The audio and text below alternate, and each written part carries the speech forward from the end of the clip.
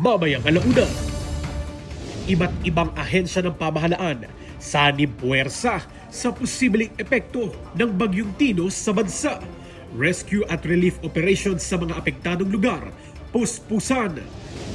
Leyte 1st District Representative Martin Romualdez at Tigom Party List maagap na namahagi ng family food packs para sa mga residente ng Tacloban. Panukalang magpapalakas at magsusulong ng modernisasyon sa Philippine Coast Guard. Inihain ni Lanao del Sur 1st District Representative Zia Alonto Adyong.